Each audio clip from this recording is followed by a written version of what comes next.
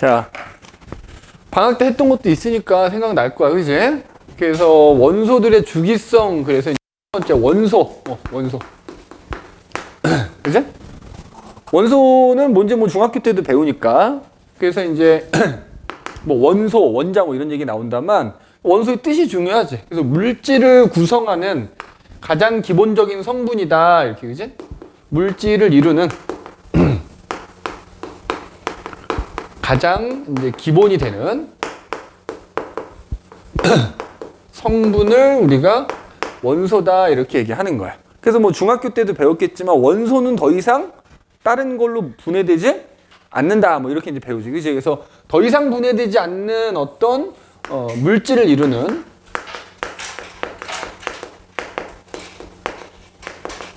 기본 성분을 원소다 이렇게 얘기하는데 요즘은 원소를 또 이렇게 얘기하기도 해. 그러니까 한 종류로 이루어진 애들이 다 원소야. 우리 왜 중학교 때 배웠던 것 중에 너 호돈소 물질이라는 거 들어봤지?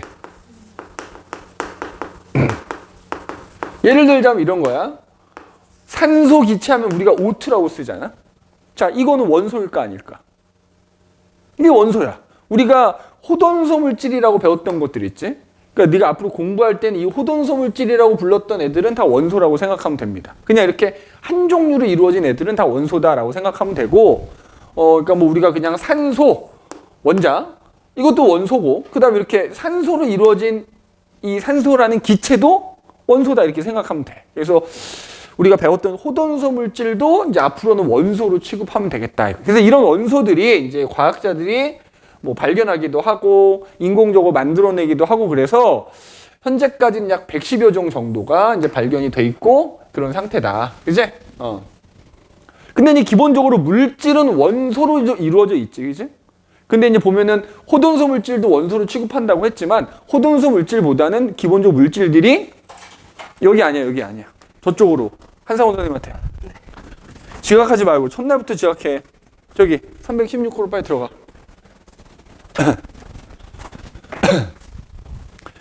여기 보면 이제 한 종류의 원소로 이루어진 애들도 그냥 원소로 취급하긴 한다만 기본적으로 우리 주변에 있는 많은 물질들이 여러 종류의 원소들이 결합해서 된 것들이 많지. 그러니까 원소의 종류는 한 110여 종밖에 안 되지만 그 원소로 이루어진 물질은 셀 수 없이 많다. 이제 셀 수 없이 많다 이거야. 그래서 여기 보면 물질의 종류는 원소의 종류에 비해서 매우 많다 이거야. 그래서 이제 이 과학자들이 뭐 오랜 기간 동안 연구하면서 계속 새로운 원소들을 발견하기도 했지만 이제 그 원소들의 어떤 성질들을 계속 연구를 했을 거 아니야. 그 원소들의 성질을 연구하다 보니까 서로 다른 원소인데 비슷한 성질의 어떤 원소들이 이렇게 반복해서 주기적으로 나타나는 걸 발견한 거야. 자, 그걸 뭐라고 하냐면 주기율이라고 하는 거야. 주기율. 그지? 여기 보면 밑에 나오지? 그래서 보면 주기율이라는 건 뭐다? 성질이, 원소들이 갖고 있는 성질에 대해서 연구하다 보니까 주기적으로 성질이 비슷한 원소들이 나타나거든. 그걸 뭐라고 한다? 주기율이라고 한다는 거야. 주기율.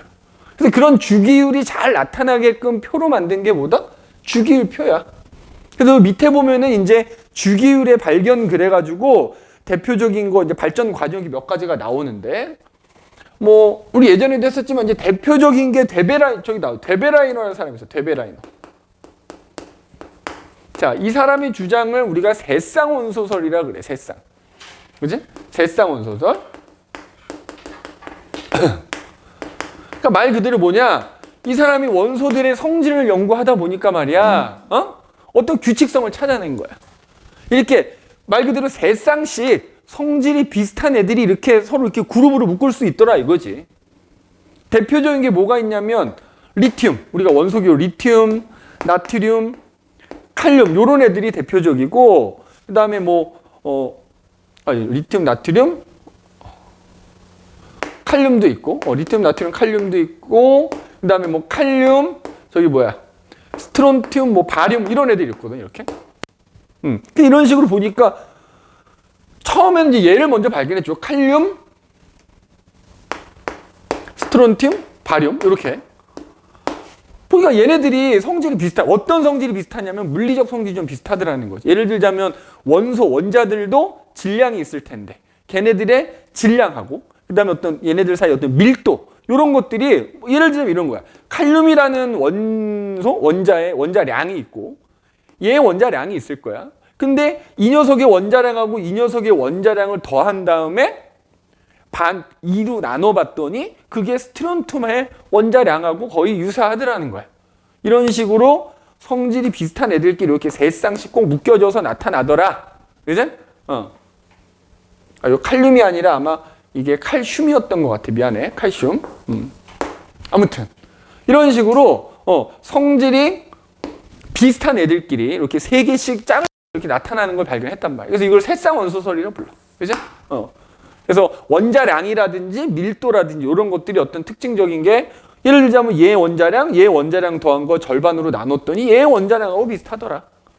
밀도도 요 녀석의 요 원자의 밀도와 요 원자의 밀도 중간쯤 되는 게 스트론튬의 밀도다. 이런 거 이제 발견을 한 거야. 그래서 요거를 세쌍원소설이라고 한다는 거지. 그죠? 그 다음에 지금 여기에 나와 있진 않지만 뉴렌즈라는 사람도 있어요. 뉴렌즈. 자, 이 사람은 이제 옥타브설이라고 하죠. 옥타브설.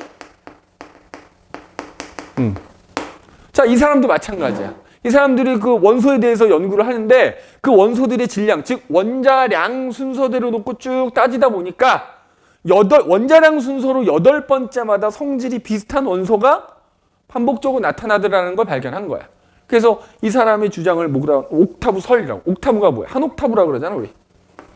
도레미파솔라시 도 해가지고, 그지? 그걸 한 옥타브라고 하는데, 그래서 원자량 순서대로 원소들을 나열했을 때 8번째마다 성질이 비슷한 애들이 나타난다라고 하는 거를 우리가 뭐라고 하냐면 옥타브설이라고 하는 거예요. 그 다음에 이제 여기 보면 멘델레프 나오죠. 우리가 이제 그 주기율이 잘 나타나게끔 표로 만든 걸 주기율표라고 한다 그랬잖아. 그 주기율표의 시초라고 할 수 있는 사람이 바로 이 멘델레프. 자, 멘델레프.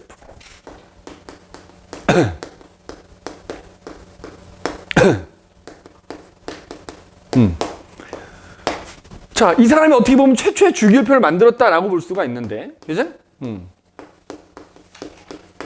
자, 이 사람이 연구할 당시만 하더라도 원소들이 한 63종류 정도가 발견이 돼 있었대. 그래서 그 원소들을 마찬가지로 원자량 순으로 쭉 놓고 성질이 비슷한 원소들이 같은 세로줄에 오게끔 이 사람이 표를 만든 거야. 자, 성질이 비슷한 원소들을 같은 세로줄에 오게끔 표를 만들었어. 그렇게 만들다 보니까, 그지? 몇 종류라고? 약 63종류의 원소가 발견이 돼 있었다 그랬지? 하다 보니까 당시에는 발견되지 않은 원소들도 있을 거 아니니? 자, 그런 애들은 성질을 예측을 해놨어. 이렇게 써놨어. 써놓은 거야. 그래서 내가 실제로 요걸 선생님이 하나 보여주자면, 아이고. 자, 요게 그거거든? 요게 지금 뭐 잘 보이는지 모르겠다만 멘델레프라는 아저씨가 만든 주기율표라고 생각하면 돼. 근데 지금 여기 보면 요 같은 세로줄에 봐봐. 여기 뭐 우리가 흔히 티타늄이라고 하는 타이타늄부터 시작해갖고 원자량 순서도 이렇게 같은 세로줄에 쭉 배열하면 얘네들이 성질이 비슷한 거야. 그래서 원자량 순으로 50, 51, 52, 55 이런 식으로 아래로 가면서 원자량이 점점 이제 큰 애들을 쭉 배열을 했는데 요 세로줄에 있는 애들이 성질이 비슷하다 생각하면 되는 거야. 근데 당시에 여기 보면 68이라고 써져 있는 애들 있지. 이 원자량으로 따지면 68, 70에 해당되는 애들. 얘네들은 지금 발견이 안 된 거야. 물음표잖아. 그래서 이 사람이 여기 있는 애들은 성질이 서로 비슷하니까 성질을 예측해서 써놨어. 이게 실제 그 초안은 아니고 그 멘델레프 주기율표를 그냥 이렇게 나타낸 거라고 생각하면 되거든. 그래서 예를 들자면 여기에 해당되는 원소가 갖는 성질을 예측해서 쭉 써놨는데 나중에 실제로 이 원자량이 68인 원소가 발견이 됐어. 그래서 그 원소의 성질을 따져보니까 멘델레프가 예측한 거랑 거의 비슷하더라 이 말이에요. 비슷하더라. 비슷하더라는 거야. 이게 이제 저희 현재로는 갈륨이라는 원소에 해당이 되고요. 그다음에 요 녀석은 이제 저마늄이라는 원소에 해당이 되는 거예요. 그래서 이런 식으로 성질이 비슷한 애들이 같은 세로줄에 이렇게 배치되게끔 원자량 순서로 쭉 나열을 해서 처음으로 표를 만들었다 이거예요. 그래서 지금 얘기한 이 사람들 있지, 뭐 데베라이너니, 뉴렌즈니, 멘델 이 사람들은 다 공통적으로 그 원소들이 갖고 있는 성질에 대해서 연구를 할 때, 뭐 주기적으로 성질이 비슷한 애들이 나타난다는 거 연구할 때 원자량 순으로 연구를 했단 말이에요. 원자량 순으로. 원자량 순으로 연구를 했어. 그죠? 그런데 현재 우리가 실제 이제 우리 수업 시간에 배우는 주기율표, 현재 우리가 사용하는 주기율표는 맨델레프가 만든 주기율표는 아니야. 자, 모즐리라고 하는 사람이 제안한 주기율표를 쓰고 있어요. 그죠? 요거거든? 자, 요겁니다, 요거.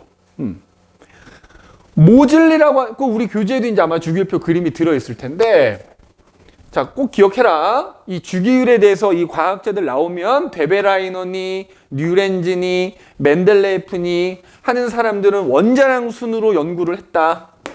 그런데 현재 우리가 사용하는 지금 여기 그림에 보이는 이 현재 주기율표는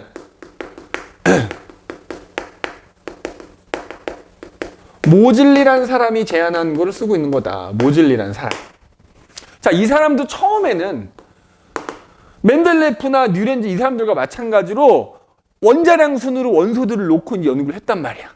그런데 아무래도 이제 맨델레프보다는 더 후대 사람이니까 더 발견된 원소가 많았을 거 아니야. 근데 맨델레프처럼 이 사람도 처음에는 원자량 순으로 나열하면서 성질이 비슷한 애들을 같은 세로줄에 이렇게 배치를 해봤단 말이야. 그런데 안 맞는 애들이 나타나는 거야. 원자량 순으로 이렇게 배열을 하다 보면 성질이 안 맞는 애가 나타나는 거야. 그래서 이 사람이 뭘 제안했냐. 현재 우리가 원자 번호라고 사용하는 게 바로 이 모즐리라는 사람이 만든 거라고 생각하면 돼. 그래서 모즐리라는 사람은 자, 원자 번호 순으로 원소들을 나열했습니다. 원자 번호 순으로 나열해서 현재 이 그림에 보이는 이런 주기율표를 만든 거야. 그래서 원자 번호 순으로 나열을 해봤더니 원자량 순으로 나열했을 때 맞지 않던 원소들 이게 다 맞더라 이 말이야. 그래서 이 원자 번호 순으로 나열하면서 맨델레프와 비슷하게 그래서 성질이 비슷한 원소들은 같은 세로줄에 오게끔 만든 거야. 같은 세로줄. 같은 세로줄에 오게끔 만들었어. 그래서 이 세로줄을 우리가 뭐라 부르냐면 족이라고 부르는 거야. 족. 족. 그래서 여기 지금 보면 알겠지만 이렇게 요 세로줄 이렇게.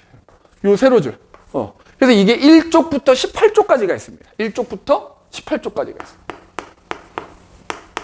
그죠? 1쪽부터 18쪽까지가 있어. 자, 참고로 여기서 성질이 비슷하다라고 얘기했잖아. 어떤 성질이 비슷한 거냐면 화학적 성질이 비슷한 거야. 화학적 성질이 비슷한 애들을 같은 세로줄에 오게끔 원자 번호 순으로. 그래서 그 세로줄을 족이라 부르고 1쪽부터 18쪽까지가 있는데 당연 뭐 알겠지만 세로줄에서는 아래로 갈수록 원자 번호가 점점 커지는 애들인 거야. 알겠지? 자, 그 다음에 가로줄 여기 보면 여기죠. 얘네들. 이렇게 같은 가로줄에 나열되어 있는 애들은 또 일로 갈수록 이제 원자 번호 커지는 거거든. 일로 갈수록 원자 번호 커지는 건데 어떤 애들이냐면 그 전자가 들어있는 전자 껍질이라는 게 전자 껍질 수가 같은 원소들은 같은 가로줄에 배열을 한 거야. 그래서 그 가로줄을 우리가 뭐라 부르냐면 주기라 부르는 거야. 주기. 그래서 여기 지금 보면 알겠지만 몇 주기, 자, 여기 맨 위에 1주기, 2주기, 3주기, 4주기, 5주기, 6주기, 7주기까지 있는데, 자, 여기 밑에 있는 요 두 줄은 뭐냐면, 여기, 란타넘족이라고 여기에 해당되는 애들이 추가로 14개가 더 있거든? 그거 따로 여기다 써놓은 거야. 요 밑에 악티늄족이라고 하는 애들도 따로 14개를 따로 써놓은 거지, 주기로는 1주기부터 몇 주기까지가 있다? 7주기까지가 있습니다. 그래서, 왜냐면, 이게 18칸인데 여기 6주기하고 7주기에는 해당되는 원소가 32개가 있거든. 그래서 이렇게 14개만 따로 빼놓은 거다라고 생각하면 됩니다. 알겠네? 그래서 주기는 1주기부터 7주기까지가 있다. 자, 참고로 원자 번호는 뭐죠? 원자 번호? 이 사람이 원자 번호 순으로 나열하면서 이제 주기율표를 만들었다 했는데, 자, 원자 번호가 뭐냐면 이 사람이 원자 핵에다가 쉽게 말하면 엑스레이를 쏜 거야. 그래서 뭘 알게 됐냐면 원자들마다 그 핵 속에 들어있는 소위 말하는 양성자라는 알갱이 개수가 다르다는 걸 알아냈어. 그래서 결국 이게 그 원자 핵 속에 들어있는 양성자의 개수에 따라서 원자 번호를 붙인 거다 이렇게 생각하면 되고요. 자, 그 다음에 그 양성자라는 건 말 그대로 플러스 전하를 띠는 애들이 양성자인 거거든. 그러니까 예를 들자면 이거야. 봐봐. 헬륨이 원소교가 이제 이렇게 되잖아. 그지? 원소교는 중학교 때도 배웠으니까. 원소교 왼쪽 아래에다 원자 번호를 쓰거든. 이 원자 번호가 2번이야. 그러면 이 헬륨이라는 애는 원자핵 안에 양성자라는 애가 두 개가 들어있는 거야. 근데 양성자는 플러스 전기를 띈다 그랬잖아. 양성자 하나는 플러스 1.6 곱하기 10의 마이너스 19승 쿨롱만큼의 전하를 띄어요. 숫자 복잡하지? 그래서 이걸 그냥 편의상 요만큼을 그냥 1이라고 비유하는 거야.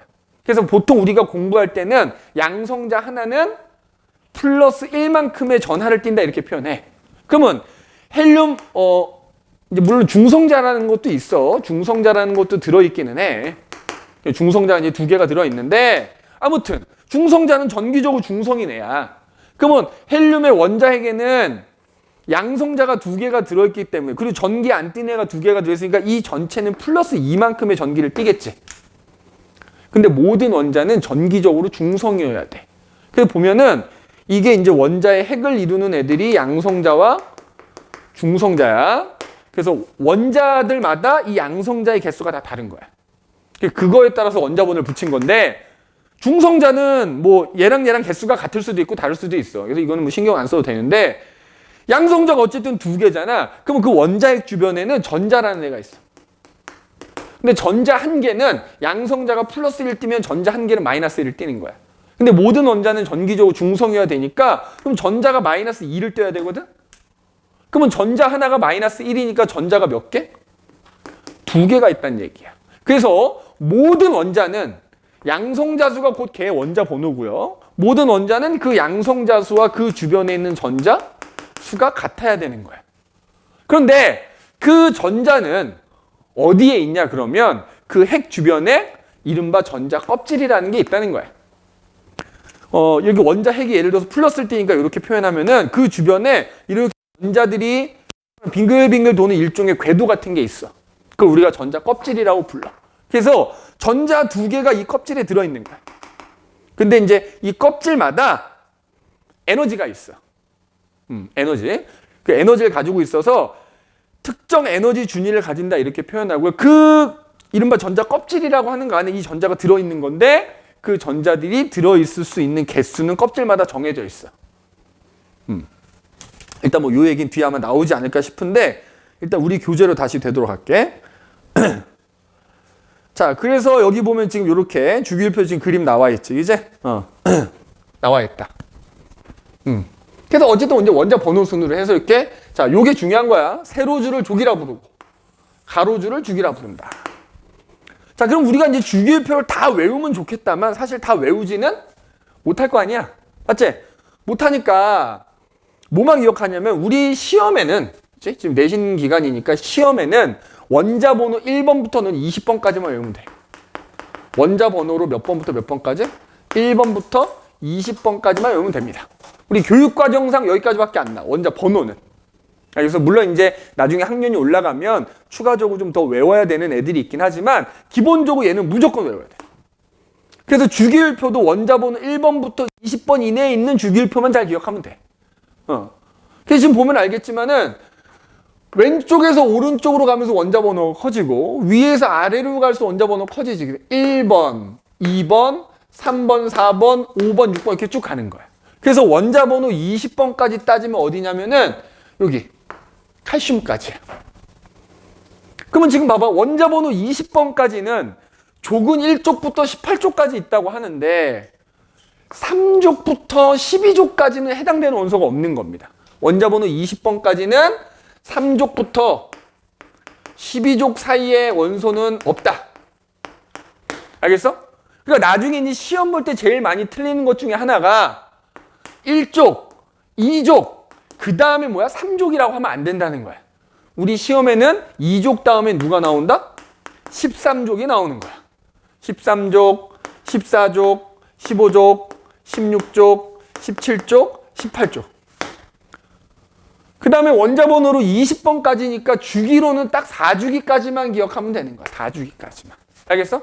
4주기까지만. 그래서 1주기, 2주기, 3주기, 4주기까지만 기억하면 돼. 알겠지? 그래서 뭐 요거에 대한 이제 얘기는 또 차차 또 얘기하는 걸로 하고요. 그래서 현재 우리가 사용하는 주기율표는 모즐리라는 사람이 원자번호 순으로 나열해서 만든 주기율표를 쓰고 있다 이거야. 그래서 이제 이 주기율표를 보면 뭐 다 외우진 않는다 그랬잖아. 20번까지만 기억하면 되는데 어쨌든 이 전체적으로 봤을 때 또 이 주기율표상에 있는 원소들을 우리가 크게 두 종류로 나눌 수 있어. 지금 여기 색깔로 구분이 돼 있는데 약간 살색 비스무 약간 베이지색이라 그래야 되나? 하게 돼 있는 애들은 다 금속 원소고요. 지금 여기 연두색으로 표시된 애들이 뭐야? 얘네들. 요 연두색으로 표현된 얘네들 여기 1쪽에 있는 수소 포함 비금속이야. 그래서 주기율표상에 있는 원소들을 크게 금속 원소와 비금속 원소로 나눌 수 있어. 금속과 비금속으로 나눌 수 있다. 자, 그 다음 페이지 넘겨보시면 그래서 금속 원소와 비금속 원소 그래서 나오죠? 그래서 우리가 물론 이제 요 중간에 보면 준금속이라고 하는 애들도 있어요. 근데 일단 크게 금속과 비금속으로 나눌 수 있다. 이 말이에요. 자, 지금 여기서 선생님이 설명하지 않은 것들이 이제 문제 풀다 보면 나오거든? 그런 거는 문제 풀 때 우리 같이 다뤄보는 걸로 하고, 우리는 중요한 거 할게. 그래서 금속 원소와 비금속 원소로 나눌 수 있다. 응? 금속 원소, 비금속 원소나. 그럼 특징들이 있다 이거지. 그치? 우리가 이른바 금속 원소라고 하는 애들 하고 비금속 원소라고 하는 애들은 특징들이 있다. 그 밑에 지금 표에 정리가 돼 있지. 자, 그래서 보면은 요 표에 있으니까 그냥 요 위에는 그림 띄워놓고 설명할게. 일단 뭐 여기 보면 알겠죠. 주기율표상에서 왼쪽 아래편에 주로 이제 배치되어 있는 애들이 금속 원소야. 왼쪽 아래편.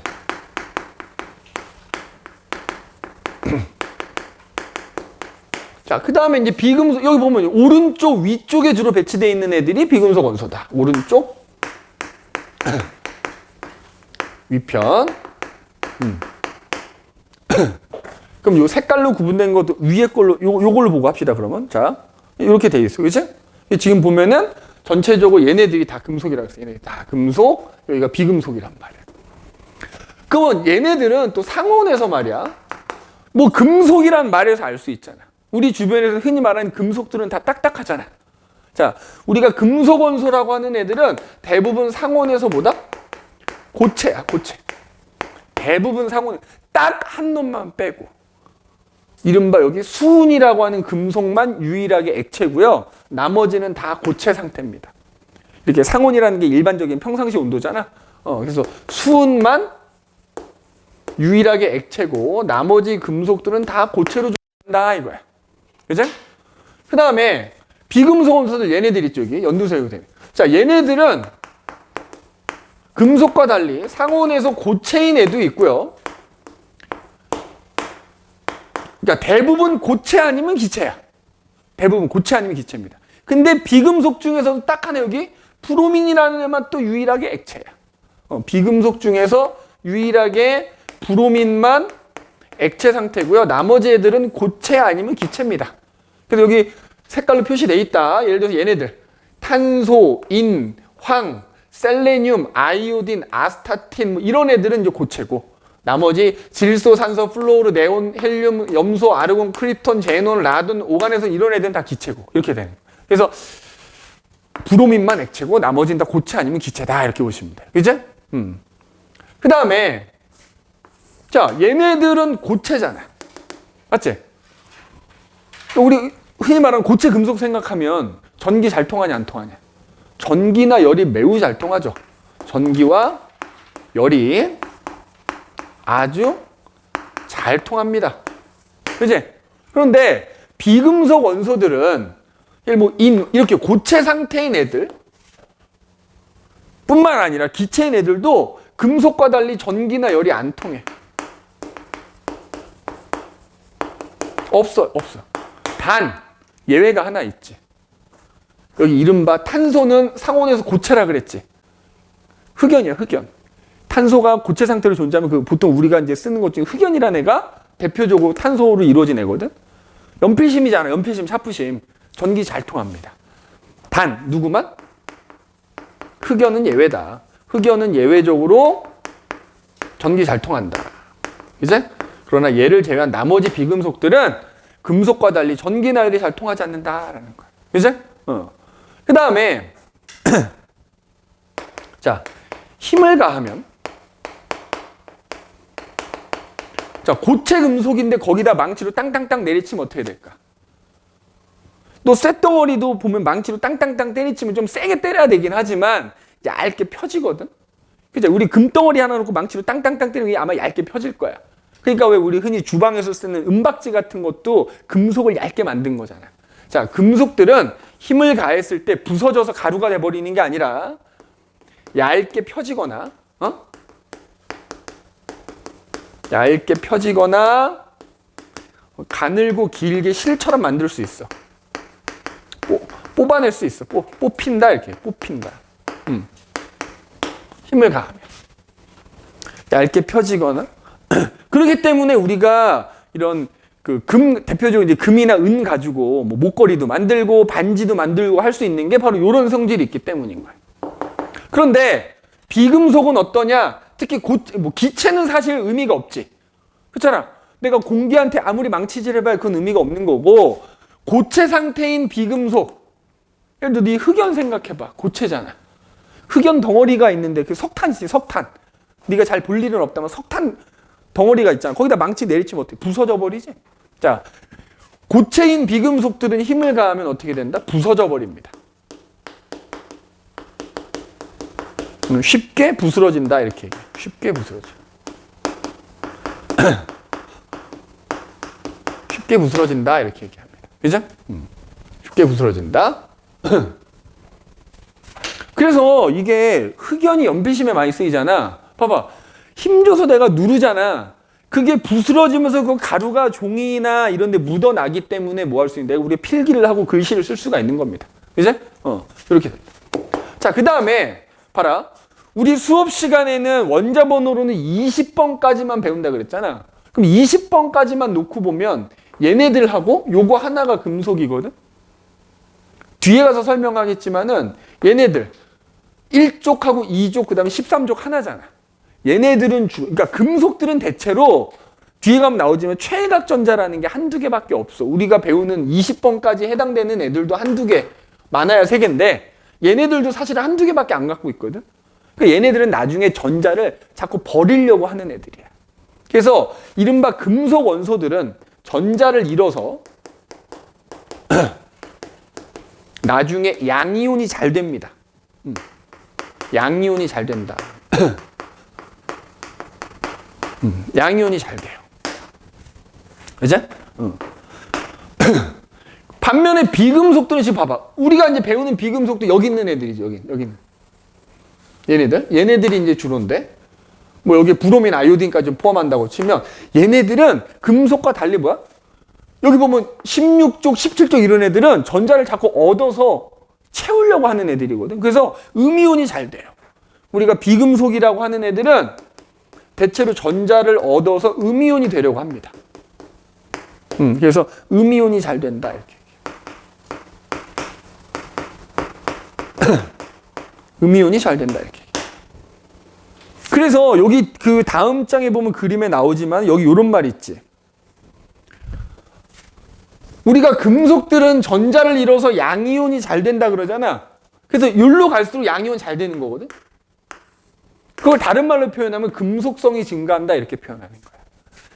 금속 원소에서도 일로 갈수록 원자 번호가 큰 놈일수록 더 뭐랄까 왼쪽 아래로 갈수록 금속성이 커진다. 양이온이 잘 된다 이렇게 얘기해. 이거 우리가 이제 나중에 배우는 내용까지 포함해서 표현하면은 전자를 잃어서 양이온이 되는 경우를 산화된다라고 표현해. 그러면 산화가 잘 된다 이렇게 얘기하기도 하는 거야. 그래서 금속 원소들은 양이온이 잘 된다. 다른 말로 금속성이 크다. 다른 말로는 산화가 잘 된다 이렇게 표현하기도 하는 거야. 반대로 비금속인 애들은 오른쪽 위에 있다 그랬잖아. 그래서 일로 갈수록 비금속성이 커진다 이렇게 얘기하고요. 그럴수록 음이온이 잘 된다 이렇게 표현하는 거고, 그럴수록 반대로 환원이 잘 된다 또 이렇게 표현하기도 하는 거야. 그래서 금속과 비금속은 이제 이런 특징들이 있다. 자, 그래서 여기 그 다음에 또 하나 뭐가 있냐면은 광택 얘기를 안 했네, 광택. 자, 요게 뭐냐면은 고체 금속들은 대체로 우리가 보면 어때? 물론 이제 우리가 이런 사용하는 일반적인 금속들은 인위적으로 코팅을 해놓은 것도 있지만 대체로 얘네들은 광택이 있어. 근데 사실 이 광택이 있는 건 얘랑 관계가 있어. 이른바 이 고체 금속 안에는 자유전자라는 게 들어있거든. 자유전자. 그러니까 여기가 예를 들어 쇳덩어리가 이렇게 하나가 있다고 치면은 이 쇳덩어리 안에 보이지는 않지만 전자들이 막 자유롭게 막 돌아다니고 있단 말이야. 그렇기 때문에 내가 여기다 이렇게 뭐 꽂고 여기 플러스고 마이너스고 연결하면 이 전자가 막 움직이면서 전기가 통하는 거야. 그것 때문에 열도 잘 통하는데 이 전자들이 막 움직이면서 햇빛을 또 이렇게 반사하거든. 그러다 보니까 광택이 또 있어요. 그런데 이거 여기다 쓸까? 얘네들에서 광택이 있다. 근데 비금속은 그게 고체라 하더라도 그죠? 광택이 없다. 요거 생각하면 된다. 뭐 때문에? 자유전자라는 애 때문에. 고체 금속에는 뭐가 있다? 자유전자가 있다. 그래서 그것 때문에 전기도 잘 통하는 거고 걔네들이 어떤 이렇게 빛을 반사시키면서 광택도 나게 되는 거다. 근데 비금속은 고체라 하더라도 그 자유전자라는 게 있지 않기 때문에. 근데 사실 흑연은 예외적으로 전기 통하지. 얘는 전자가 좀 움직일 수 있어서 그래. 아무튼 이런 차이가 있다라는 거 기억해 두시면 되고, 그래서 여기는 이제 대표적인 금속 원소들이 어디에 이용되는가, 그제? 뭐 대표적인 금속 중에 알루미늄 같은 경우 우리 흔히 주방에서 보는 알루미늄 호일 만들 때 많이 쓰이고 전선에 사용될 수도 있어. 근데 일반적으로 우리가 전선에는 주로 구리를 많이 이용하죠. 그 이유는 뭐 때문일까? 비싸서 그래. 그제? 전선으로 사용하기에는 알루미늄이 너무 비싼 거지. 그러니까 알루미늄만큼 전기가 잘 통하면서 값이 싼 게 이제 구리인 거지. 그래서 구리를 주로 전선에 사용하는 거고, 알다시피 철은 이제 뭐 우리 주변에서 흔히 많이 쓰이고 건축 자재로 이제 또 많이 사용이 되죠. 그제? 그다음에 이제 비금속 같은 경우에는 뭐 대표적인 게 이제 수소가 있지. 수소 같은 경우에는 우주 왕복선의 이제 연료. 그죠? 왜냐면 우주에 나가면 뭐가 없어? 산소가 없지. 산소가 없으니까 미리 이제 수소 싣고, 수소는 가연성이라는 게 있어서 또 폭발력이 좋거든. 그러니까 이제 그 연료로 많이 이제 또 사용이 되고, 스스로 타기 때문에. 산소가 없는 환경에서 스스로 탈 수 있는 게 수소밖에 없기 때문에 연료를 많이 사용되는 거고, 우리 보통 마트나 이런 데 과자 봉지 빵빵하지? 그 안에 이제 무색무취인 질소기체 들어있는 겁니다. 이런 거. 그 다음에 인은 알다시피 성냥의 빨간 부분에 인이 들어있는 거예요. 그래서 그거에 이제 불 붙여서 우리가 성냥 불 붙이는 거지. 요런데 많이 이용이 되고, 이거 외에도 이제 뭐 다양하게 이용이 되는데 그건 뒤에 가면 이제 공부하다 보면 나오니까 그렇게 이제 받으시면 될 것 같다. 그 다음엔 여기 보면 요거 있죠, 요거. 아까 얘네들. 자, 요거 지금 요거는 금속이고 요건 비금속이고 그 경계선상에 위치한 애들 있어. 뭐 붕손이, 규손이, 저마뮴이니, 비손이 이런 애들. 금속과 비금속의 경계에 해당되는 애들 우리가 이른바 준금속이라고 합니다. 준금속. 그래서 이 준금속이라고 하는 애들은 금속과 비금속의 성질들이 둘 다 나타난다 이렇게 보면 돼. 그러니까 경우에 따라서는 금속의 성질, 경우에 따라서는 비금속의 성질 이렇게 나타난다고 보면 되고, 그래서 보통 여기 보면 규소라든지 저마뮴 이런 것들이 반도체 만드는 데 많이 사용이 된다 정도로만 기억하면 됩니다. 이 준금속은 반도체 재료로 많이 이용이 된다. 이렇게 봐두시면 되겠어요. 알겠니? 그래서 이제 크게 금속과 비금속으로 나눈다 이렇게 얘기하면 되고, 자, 그 다음에 그럼 이제 우리가 여기서 계속 요 그림 띄워놓을게. 어쨌든 지금 이 모즐리 주기율표에 따르면 같은 세로줄에 있는 애들이 성질이 비슷하다 이런 얘기를 했었잖아? 맞죠? 그래서 여기 봐봐. 이제 1쪽 얘네들 성질이 비슷하지. 근데 다만 1쪽에서는 수소라는 애가 비금속이기 때문에 보통 1쪽에서 수소를 여기다 선생님 그릴게. 자, 이 그림이 나중에 저 영상에서는 이 그림이 잘 안 보일 수 있기 때문에 자 여기다 쓸게. 자, 우리 원자번호 1번부터 20번까지만이라 그랬어. 1번부터 20번까지만 보면 1쪽 1주기.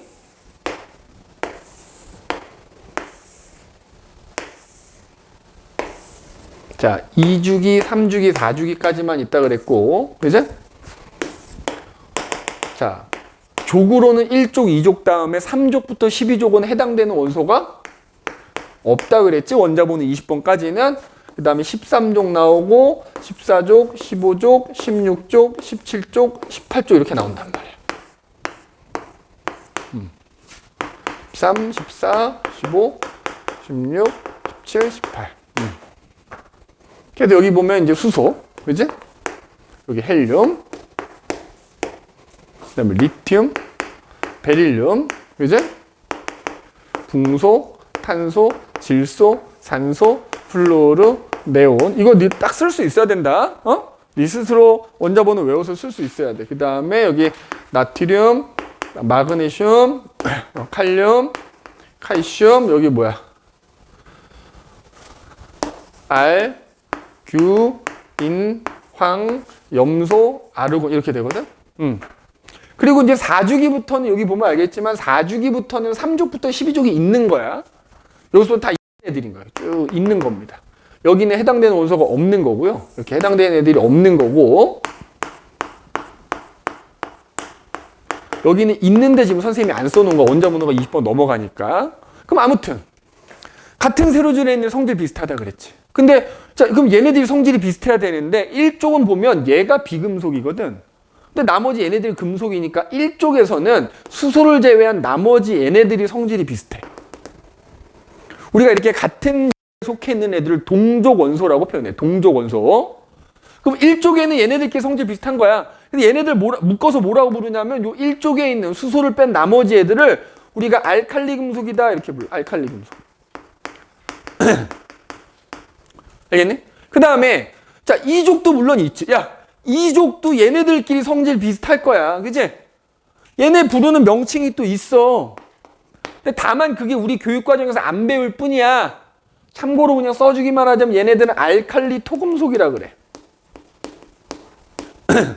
알칼리 토금속. 응? 근데 이름에서 벌써 느낌이 오지 않니?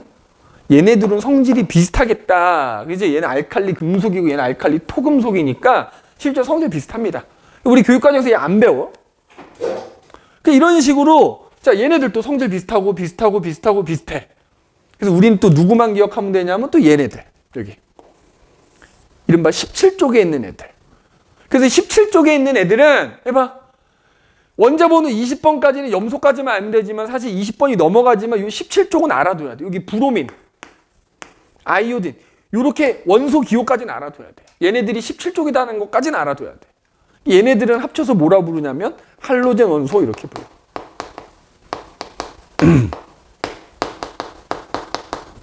그 다음에 이것도 이제 교과서에 따라서 나오는 학교 안 나오는 학교가 있는데 요 18쪽에 있는 얘네들 있지 얘네들? 얘네들도 성질이 비슷할 거거든. 얘네는 묶어서 뭐라고 부르냐? 비활성 기체라고 부릅니다. 그래서 이렇게 같은 세로줄에 있는 애들끼리는 성질이 비슷하고 동족 원소라고 부르고, 그래서 그 부르는 명칭들이 이렇게 있다. 1쪽은 알칼리 금속, 17쪽은 할로젠 원소, 18쪽은 비활성 기체 이렇게 부른다는 거예요. 그러면 자, 알칼리 금속부터 얘네들끼리 어떤 성질이 비슷하게 나타나는가? 알칼리 금속이라고 하는 애들은 어떤 성질이 있는가? 하나씩 살펴보자 이 말이야. 알겠죠? 자, 요거까지만 선생님이 얘기하고 쉴 거야. 알칼리 금속까지만. 자, 첫 번째. 알칼리 금속.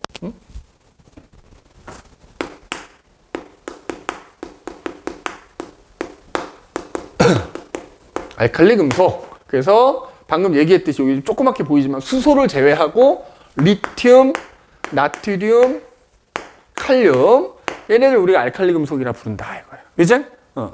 일단 아까 얘네들도 금속이기 때문에 일단 리튬, 나트륨, 칼륨 얘네들 전부 뭐다? 상온에서 뭐야? 고체야. 당연히 고체 금속이겠지. 맞아? 고체 금속이야. 상온에서 고체다.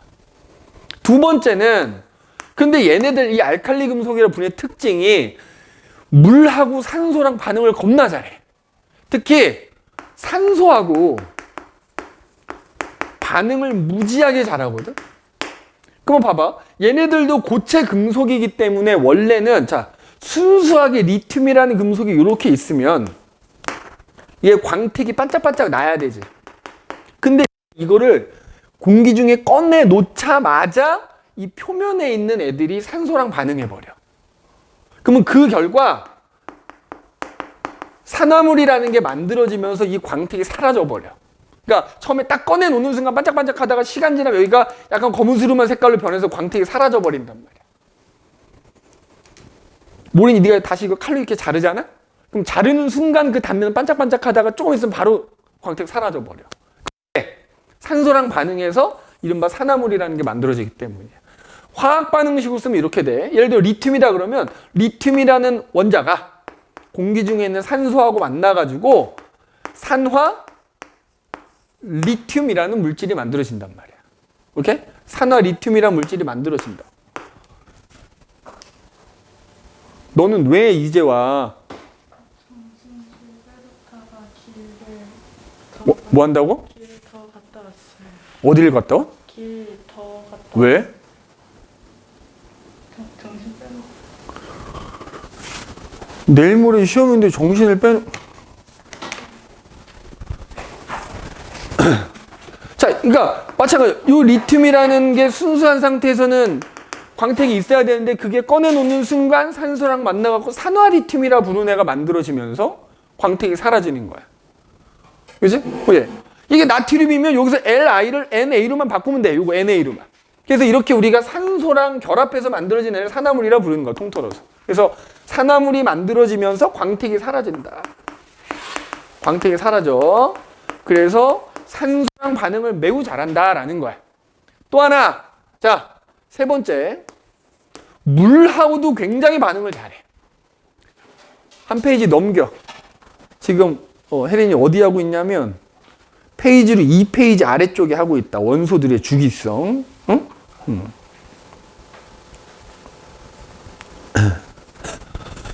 자, 물과 되게 격렬하게 반응한다. 이렇게. 물과 격렬하게 반응해. 물과 격렬하게 반응해. 그러니까 무슨 얘기냐면 여기다가 좀 이따 쓰겠다. 물을 받아놔. 물을 받아놓은 다음에 얘네들을 이렇게 조그맣게 조각을 내가지고 물에다가 넣어. 참고로 물보다 밀도가 작아가지고 얘네가 물에 뜨거든, 이렇게. 물에 뜨는데 중요한 거는 여기 물에 떠서 여기가 이게 집어넣자마자 물에 뜨는 건 뜨는 건데 그 주변이 막 물이 부글부글 끓는 것처럼 끓어. 끓는 것처럼 보여. 그러면서 얘가 녹아서 사라져버려. 그 왜 그런 거냐? 예를 들어 리튬이다 그러면 리튬이 물하고 만나가지고요. 그 결과 수소기체가 발생하는 거야. 그러다 보니까 마치 수소기체가 여기서 부글부글 이제 막 기포가 발생하니까 마치 물이 끓는 것처럼 보이는 거야. 그러면서 이 리튬은 점점점 물에 녹아 사라진다고. 그러면 그 남아있는 물 속에는 수산화 리튬이라는 게 이렇게 만들어지게 돼. 수산화 리튬이. 자, 이렇게 써주면 돼. 반응식 쓰면. 필기해야 돼. 정신 똑바로 차리고. 나트륨? 마찬가지란 얘기야. 나트륨도 여기다 물에다 집어넣으면은 물 위에 떠가지고 그 주변에 부글부글 반응. 그런데 그게 물하고 반응하는 게 잘 봐. 리튬보다 나트륨이 더 격렬하게 반응해. 나트륨보다 칼륨이 더 격렬하게 반응합니다. 알겠니? 자, 이걸 뭐라고 하냐면 반응성이라 그래. 그래서 같은 알칼리 금속이라도 리튬보다는 나트륨이 물하고 더 격렬하게, 칼륨이 더 격렬하게 반응한다. 알겠니? 그래서 수소기체가 발생한다. 그래서 해봐. 그렇게 물하고 격렬하게 반응하면서 수소기체가 발생하고 나면 그 남아있는 수용액, 그게 녹아 사라진다 그랬잖아. 수산화 리튬, 이게 나트륨일 때는 수산화 나트륨, 칼륨일 때는 수산화 칼륨이라는 게 만들어지면서 그 수용액이 염기성을 띠게 돼. 염기성이 다른 말로 뭐야, 혜린아? 알칼리성인 거야. 그래서 얘네들이 알칼리 금속인 거야. 펜 꺼내서 열심히 적으세요. 알겠니? 그래서 물과 격렬하게 반응해서 수소기체가 발생을 하고요. 수소기체가 발생하고 남은 수용액은 뭘 띠게 된다고? 염기성을 띠게 된다고. 염기성. 그래서 얘네들이 알칼리 금속이다 이 말이야. 알겠어? 알칼리 금속이다라는 거야. 오케이? 그리고 물하고 반응할 때 리튬보단 나트륨보단 칼륨이 더 격렬하게 반응한다. 이거를 우리가 반응성이라고 하고, 다른 말로 표현하면 뭐야?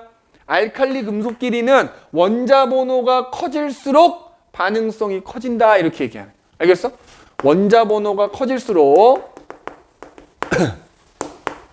반응성이 커진다 이렇게 얘기합니다. 그 다음에 방금 언급했듯이, 자, 밀도는 이 금속, 이게 금속이지만 그 밀도가 뭐보다는 작다?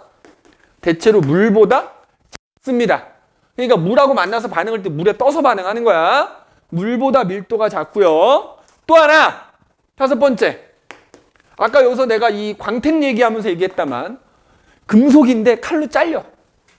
그 정도로 무릅니다. 알겠니? 칼로 잘릴 정도로 얘네들이 그렇게 단단하지 않다. 칼로 잘릴 정도로 무르다. 그래서 우리가 알칼리 금속이다 라고 하는 애들은 이런 특징이 나타납니다. 뭐 굳이 하나 더 쓰자면 6번째, 좀 이따 나오는 17쪽에 있는 애들 있죠. 이렇게 4개는 기억해야 된다 그랬죠. 이거 할로젠 원소라고 하는데, 할로젠 원소하고 반응을 해요. 반응 잘해. 할로젠 원소와 반응을 해가지고 이른바 염이라고 하는 걸 만듭니다. 염이라고 하는 걸 만들게 된다. 여기다 하나 쓰자면 이렇게 돼. 봐봐. 나트륨이라는 금속이 좀 이따 나오겠지만 17쪽에 있는 예를 들어서 염소하고 반응을 하면 우리가 잘 많이 들어본 염화나트륨이라고 하는 게 이렇게 만들어져. 너네 방학 때 선생님이랑 뭐 이온결합 배웠다만 이온결합 물질을 염이라 부르거든? 그지? 그래서 이렇게 1쪽 알칼리 금속이 17쪽 원소하고 반응하면 일종의 이온결합 물질인 염이라고 하는 게 이렇게 만들어진다. 그 염마다 이제 이름이 있겠지. 예를 들어 얘랑 만나서 만들어진 염은 염화나트륨.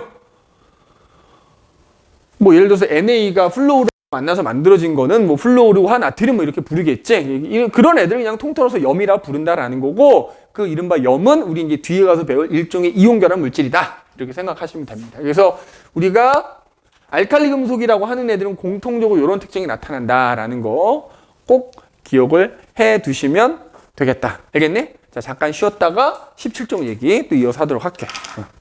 자, 그 다음에 이제 17쪽이 나와. 17쪽. 우리가 17쪽. 여기 지금 조그맣게 잘 안 보이는데, 자, 17쪽에 있는 애들 우리가 할로젠 원소 이렇게 보면 할로젠 원소.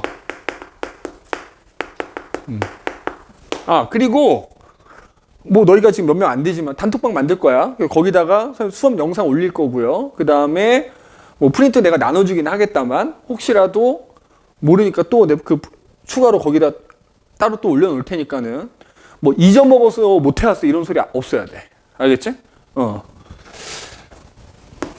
자, 17쪽 할로젠 원소라 그래가지고 지금 여기 나와 있잖아요. 플로르, 염소, 브로민, 아이오딘 이렇게.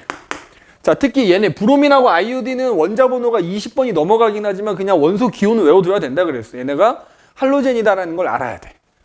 자, 일단 얘 당연히 비금속이니까, 그지? 여기 17쪽은 비금속이잖아 지금 초록 연두색이니까. 얘네 상온에서 그러면 뭐냐? 자, 고체 아니면 기체입니다. 액체도 있어. 다 있어, 다. 얘네들은. 자, 어떤 애들이, 자, 잘 봐. 써놔. 너희들도. 플로르 기체야. 염소 기체입니다. 브로민은 액체고요. 아이오딘은 고체야. 그런데 문제는 얘네가 사실 요거 이원자 분자 상태로 존재한다 또 이렇게 얘기해. 이원자 분자. 그러니까 얘네들은 분자로 이루어진 기체고, 분자로 이루어진 액체고, 분자로 이루어진 고체다 이 말이야. 그래서 요렇게 씁니다. 봐. F2, Cl2, Br2, I2. 이원자 분자라는 게 뭐야? F2다 그러면 F끼리, 플로우르끼리 결합하는 분자로 이루어진 기체라 이 말이야. 알겠니? 그래서 이원자 분자로 이루어져 있다 이렇게 얘기해. 상온에서. 물론 그리고 얘네들이 또 색깔이 있어. 색깔이 있습니다. 그래서 얘가 아마 노란색 계열일 거고 얘가 약간 그 황록색, 약간 녹색 계열일 거고요. 얘가 젓갈색, 약간 붉은빛이 도는 갈색이라고 생각하면 되고 아이오딘은 이제 보라색인데 보통 흑자색이라고 표현해. 흑자색, 약간 좀 진한 보라색. 그래서 고유한 색깔도 나타난다. 고유한 색깔도 나타나고 이원자 분자 상태로 존재한다라는 거예요. 자, 세 번째는 자 얘네 내가 아까 중요한 거 얘기를 안 했는데 이거 하고 하자. 수소기체와 반응을 합니다. 수소기체. 수소기체와 반응해. 수소기체랑 반응해가지고 자 예를 들면 이런 거야. 수소기체하고 F2하고 반응하는 거야. 그럼 뭐가 만들어지냐면 자 예를 들어서 얘네 둘이 반응하면 이제 HF라는 게 만들어지거든. 이렇게 할로젠 원소가 수소랑 결합해서 만들어진 물질을 통틀어서 할로젠화 수소라고 불러. 할로젠화 수소. 할로젠화 수소. 뭐 예를 들자면 H2가 Cl2하고 반응하면은 HCl 이렇게 만들어지는 거야. 이런 식으로. H2가 Br2하고 반응하면은 HBr 이렇게 만들어지는 거야. H2가 I2하고 반응하면은 EH 이렇게 만들어져. 얘네를 통틀어서 할로젠화 수소라 부르는 거야. 알겠어? 근데 이렇게 만든 얘네들은 전부 기체입니다. 근데 잘 봐. 그럼 이렇게 만들어진 할로젠화 수소들은 물에 녹잖아? 이 기체들을 물에 녹이면 걔네들은 전부 산성을 띱니다. 자, 염화수소라는 거 물에 녹으면 염산되는 거야. 플로르화 수소라고 하는데 얘 물에 녹이면 우리말로 불산이라고 하는 게 되는 거고 얘는 브로민산, 얘는 아이오딘산 이렇게 돼. 이 기체들을 통틀어서 할로젠화 수소라 부르고 얘네들을 물에 녹이면 그 수용액은 아까 알칼리 금속은 염기성이었잖아. 반응하고 나면 얘는 산성을 띠게 됩니다. 알겠어? 꼭 적어놔. 산성을 띠게 된다. 그 다음에 네 번째. 우리 아까 선생님이 알칼리 금속에서 반응성이라는 거 표현했었잖아. 반응성. 그치? 여기서도 반응성이 있거든, 얘네들이. 그래서 특히 얘네들 같은 경우에 아까 얘기했지. 1쪽은 17쪽하고 반응한다 했으니까 지금 17쪽은 누구랑? 1쪽과 반응을 되게 잘하겠지? 그치? 반대로. 그래서 마찬가지로 염이라는 게 만들어지는 건데 이때 뭐 수소랑 반응하든 1쪽과 이 반응, 얘네들 반응성을 따질 수 있거든. 아까 알칼리 금속은 리튬, 나트륨, 칼륨 원자 번호가 커질수록 반응성이라는 게 커진다 그랬잖아. 얘네들은 일로 가서 원자 번호 커지는 거거든. 얘네들은 반대로 원자 번호가 작을수록 반응성이 크다. 원자 번호가 작을수록 반응성이 크다 이렇게 얘기해. 그래서 할로젠 원소 중에는 플루오린이 가장 반응성이 크다. 가장 수소랑 반응을 잘하고 가장 1쪽과 반응을 잘한다 이렇게 생각하면 돼. 알겠니? 그 다음에 알칼리 금속에서는 아까 선생님이 까먹고 얘기 안 했는데 얘네들은 이제 17쪽이기 때문에 아까 뭐 금속 비금속 할 때 정리하기도 했다만 얘네들 음이온이 잘 되지. 그래서 얘네들은 마이너스 1가 음이온이 잘 된다 이렇게 표현합니다. 아까 알칼리 금속 같은 경우는 1쪽이기 때문에 1가 양이온이 잘 된다 이렇게 얘기할 수 있고요. 얘네들은 1가 음이온이 잘 된다 이렇게 표현합니다. 그래서 밑에 아마 여기 지금 선생님 써놨을 거야, 그지? 여기 보면, 그지? 여기 지금 중요한 거 선생님 몇 개 써놨지? 그래서 요거 정리하면서 다시 얘기 안 했던 거 합시다. 자, 그래서 아까 얘기했던 알칼리 금속. 자, 여기 봐. 1쪽에 속한 애들은 알칼리 금속이라 한다, 그지?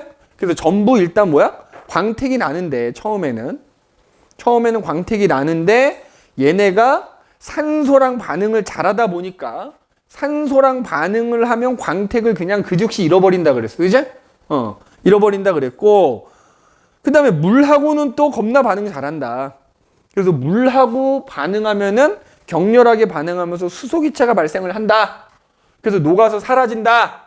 물론 밀도가 작기 때문에 물에 뜬다. 그래서 어쨌든 그 녹아 사라지면서 남은 수용액은 염기성이 된다. 그래서 얘네들 알칼리 금속이라 부른다. 이런 얘기 했었어. 내가 아까 뭘 설명을 안 했냐면, 그러니까 알칼리 금속을 해서 산소, 물하고 반응을 잘 하기 때문에 순수한 상태로 보관을 잘해야 되는 거야. 보관을 어디다 해야 될까? 야, 공기 중에 있는 산소랑도 닿으면 안 되고 물하고도 닿으면 안 되잖아. 어디다 넣어서 보관해? 기름에 넣어서 보관해. 기름. 석유에 넣어서 보관합니다. 석유나 파라핀에 넣어서 보관합니다. 아까 선생님이 알칼리 금속 하면 이걸 설명을 안 해가지고 석유나 파라핀에 넣어서 보관을 한다. 이렇게 생각을 해주시면 되겠고, 그래서 어쨌든 반응할 때 반응성은 요런 순서라다. 요런 순서라고 얘기했고, 그 다음에 지금 얘기한 할로젠 원소. 자, 17쪽에 속하는, 자, 여기 잘못돼 있지? 17쪽에 속하는 금속 원소가 아니라 비금속 원소입니다. 비금속. 요거 오타야. 비금속 원소가 되고, 그래서 얘네들은 상온에서 이렇게 이원자 분자로 존재한다 그랬고, 그래서 여기 지금 선생님이 써놨지만 F2CL2는 기체, 브로민은 액체, 아이오딘은 고체인데 걔네들 고유한 색깔이 있다 그랬지? 자, 여기서 보면 F2 플로리는 다망색이니까 이게 약간 노란색을 띠는 거고, 염소 기체는 황록색을 띠니까 약간 녹색 계열이다 이렇게 보면 되는 거고, 브로민은 젓갈색이니까 약간 붉은빛이 띠는 갈색이다 이렇게 보면 되는 거고, 아이오딘은 보라색이다 이렇게 보면 된다 이 말이에요. 고유한 색깔이 있다라는 거 기억해 두시고, 여기 보면 그래서 반응성이 얘네들도 매우 큰 편이다. 그러니까 알칼리 금속이 반응성이 큰 거하고 아까 여기서 알칼리 금속 반응성 크다 그랬잖아. 그래서 이제 반응성이 클수록 산소 물하고 반응 더 잘하는 거기도 하지만 양이온이 또 잘 되는 거야. 알칼리 금속은 1쪽이니까 얘네들은 나중에 양이온이 되면 플러스 1 양이온이 되거든. 그러니까 여기서 반응성이 큰 놈일수록 양이온이 더 잘 된다 또 이렇게 생각하면 되는 거야. 그런데 지금 할로젠 원소에서도 얘네들도 반응성이 크다고 돼 있잖아. 근데 내가 여기 할로젠 같은 경우에 반응성이 요런 순서라 그랬지.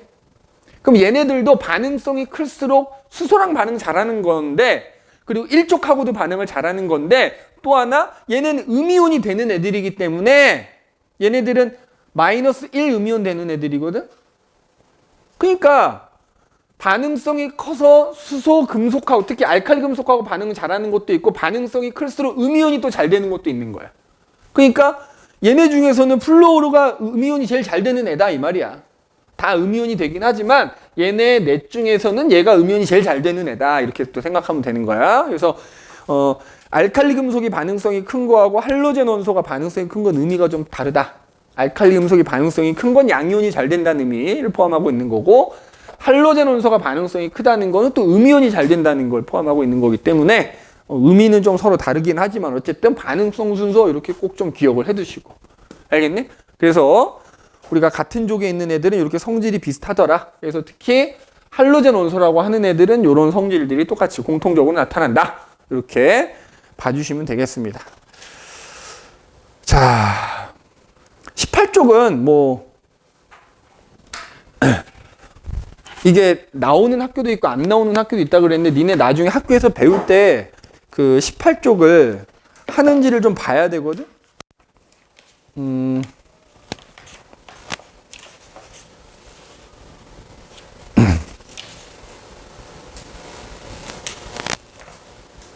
일단 너희 교과서에는 안 나오니까 18쪽은 내가 일단 넘어갈 텐데, 학교에서 혹시 이제 17쪽 말고 이 18쪽 비활성 기체라는 거에 대해서 선생님이 얘기하신다라고 하면 선생님한테 얘기해줘.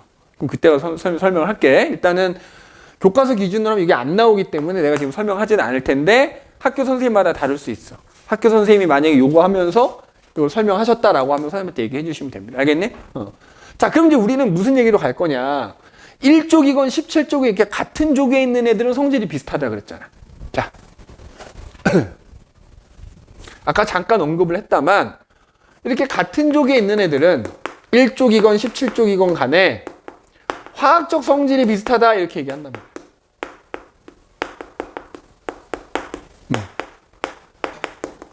요것도 주의해야 돼. 성질이 어떤 성질이 비슷한 거라고? 화학적 성질이 비슷한 거야. 그럼 만약에 이거 니네한테 말장난 한다고 물리적 성질이 비슷하다고 하면 그게 틀린 말인 거야. 같은 족이어도 물리적 성질은 다 달라. 물리적 성질이라는 게 뭘까? 녹는 점, 끓는 점, 밀도 이런 걸 말하는 거거든? 그래서 화학적 성질, 그럼 왜 화학적 성질이 비슷하냐 이거야. 같은 족에 있는 애들은. 그게 일족이면 일족끼리 왜 비슷하냐 이거지. 이거는 뭐에 의해서 결정이 되냐면 이른바 원자과 전자수라는 거하고 관계가 있어. 자, 그래서 결론적으로 원자과 전자수가 같으면 화학적 성질이 비슷한 거야. 결론적으로. 알겠니? 그럼 이제 원자과 전자가 뭔지를 먼저 우리가 살펴봐야 되겠지. 그래서 이제 아까 잠깐 얘기했지만, 그래서 이제 그 원자과 전자를 우리가 설명하기 위해서 원자의 구조가 나오는 거야. 자, 아까 잠깐 얘기했다만, 모든 원자는, 이제? 이거 중학교 때도 배웠어. 중심에는 뭐가 있다? 원자 핵이 있다. 그리고 그 원자 핵 주변을 전자가 빙글빙글 돈다 이렇게 배운단 말이야. 그럼 이제 아까 나왔지만 원자 핵은 이른바 양성자라는 애와 중성자라는 알갱이가 서로 뭉쳐있는 덩어리야. 그럼 알다시피 자, 양성자는 뭐라 그랬지? 전기적으로 플러스를 띠는 애야. 플러스를 띠는 애. 응? 플러스 띠는 애야. 그래서 내가 아까 주기율표 얘기하면서 뭐야? 모질리라는 사람이 연구를 해봤더니 원자들마다 핵 속에 들어있는 양성자 개수가 다르더라. 그래서 그 양성자의 숫자가 곧 그 원자의 번호가 된다 이런 얘기 했었지? 맞아? 그리고 중성자는 말 그대로 전기적으로 중성인 애야. 잘 봐. 그래서 내가 아까 헬륨이라는 애를 예를 들었는데 헬륨은 원자 번호가 2번이거든? 그러면 얘는 원자 핵이 있으면 원자 핵에는 양성자 플러스 1만큼 뛴다고 우리가 표현해. 양성자는 전기를 플러스 1만큼의 전기를 뛴다 이렇게 하거든 보통? 그러면 플러스 1짜리 양성자가 2개가 있는 애야. 그리고 얘는 중성자도 2개를 가지고 있어. 그럼 어쨌든 이 헬륨이라는 원자의 원자 핵은 양성자 2개와 중성자 2개가 붙어있는 덩어리란 말이야. 그러면 이 원자 핵은 전체적으로 얼만큼의 플러스 2만큼의 전기를 띠게 되거든? 근데 모든 원자는 전기적으로 중성이어야 돼.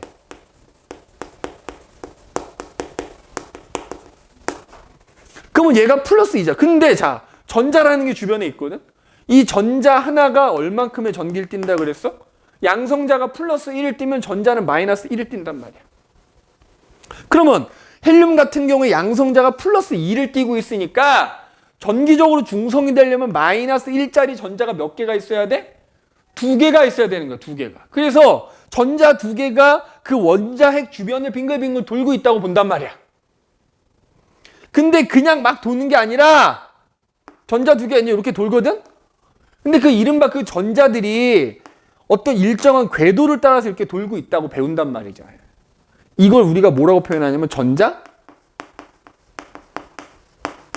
껍질이라고 표현하는 거야. 전자 껍질. 그래서 이른바 전자 껍질에서 헬륨 같은 경우에 전자 2개가 이렇게 원자핵 주변을 빙글빙글 돌고 있다 이렇게 생각하면 돼.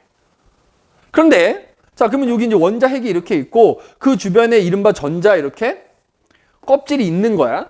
그래서 전자 껍질에 전자가 들어 있는 건데 이 껍질마다 이 전자 껍질마다 전자 껍질, 전자 궤도 뭐 이렇게 표현하는데 특정한 에너지를 갖는다 이렇게 표현합니다. 특정한 에너지를 가지고 있어. 그래서 아마 니는 공부하다 보면 에너지 준위를 갖는다 이렇게 표현할 거야.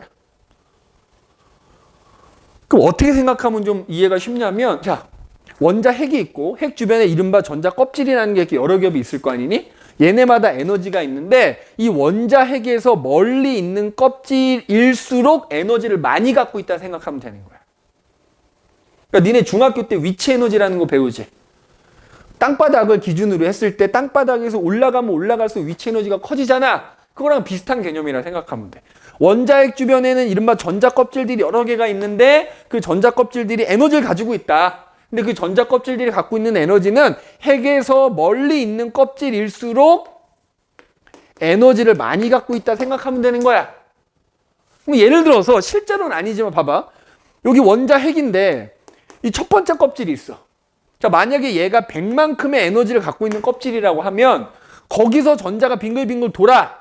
그러면 그 전자가 갖고 있는 에너지도 100인 거야. 알겠어? 그러면 두 번째 껍질은 100보다는 에너지를 더 많이 갖고 있는 거야. 한 뭐 200 갖고 있다고 치자. 예를 들어서. 그래서 만약에 이 껍질에서 전자가 빙글빙글 돌고 있다라고 하면 그 전자는 에너지 200을 갖고 있는 거야. 나중에 니네 물리 선생님이랑도 배우겠지만 그러면 예를 들어서 여기서 빙글빙글 돌고 있는 애가 100만큼의 에너지를 갖고 있는데 모리니가 얘한테 에너지 100을 더 줬어. 그럼 이 전자는 에너지가 얼마가 돼? 내가 현재 100을 가지고 이렇게 빙글빙글 돌고 있단 말이야. 여기서는 내가 에너지가 계속 100이야. 아무리 빙글빙글 돌아도. 근데 내가 얘한테 100을 줬어. 그럼 얘 에너지 얼마 돼? 200배지. 그럼 여기 있던 전자가 여기로 슝 가. 알겠어? 여기로 슝 간다고 이렇게. 이해돼 보이냐? 선생님은 약간 고소공포증이 있거든? 야, 우리가 위치 에너지로 따지면 올라가서 위치 에너지가 증가한다 그랬잖아? 그럼 선생님처럼 고소공포증이 있는 사람은 예를 들어서 놀이동산 가갖고 자이로드롭을 탔어, 내가. 올라가. 70m까지 올라가잖아. 선생님은 올라가면 올라가서 내가 갖고 있는 위치 에너지는 점점 많아지겠지만 고소공포증이 있는 나로서는 점점 무서워져. 똑같아. 전자들도 그러니까 에너지를 흡수하면 이제 점점 바깥에 있는 껍질로 갈 수 있거든? 근데 거기 가면 에너지가 많아지면 불안해진다 이 말이야. 얘가 다시 내려올라 그래. 그래서 기본적으로 전자들은 에너지가 낮은 껍질에 있을 때가 안정한 거야. 이해됐니? 이해됐어? 그래서 기본적으로 전자들은 에너지가 낮은 껍질에 우선적으로 들어있다 생각하면 돼. 근데 이 껍질마다 전자가 예를 들어서 원자 번호가 10번 이내는 그러면 전자를 몇 개가 이 개수가 무조건 같아야 되거든? 그러면 원자 번호가 10번 이내는 전자가 10개잖아. 그럼 그 10개의 전자가 전부 이 첫 번째 껍질이냐? 그렇진 않은 거야.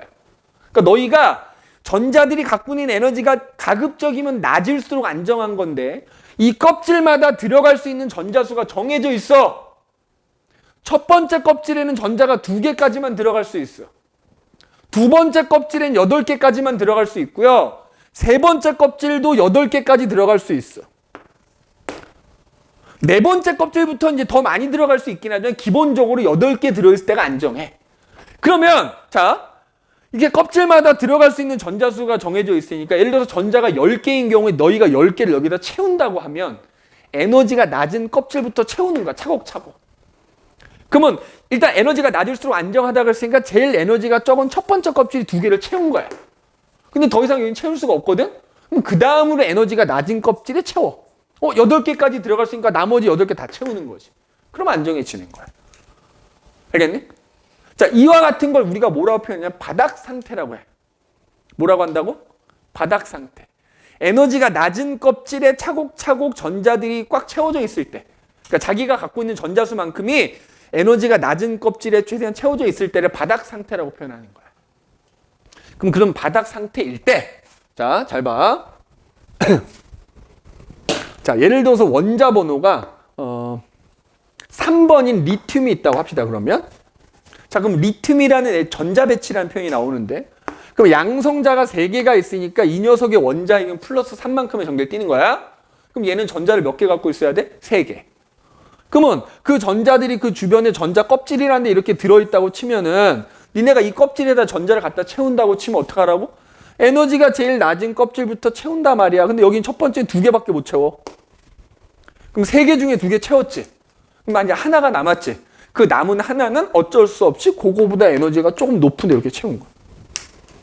그래서 만약에 리튬이라는 애가 전자 3개가 이렇게 채워져 있으면 어쨌든 얘는 전자 3개가 에너지가 최대한 낮은 상태인 거야.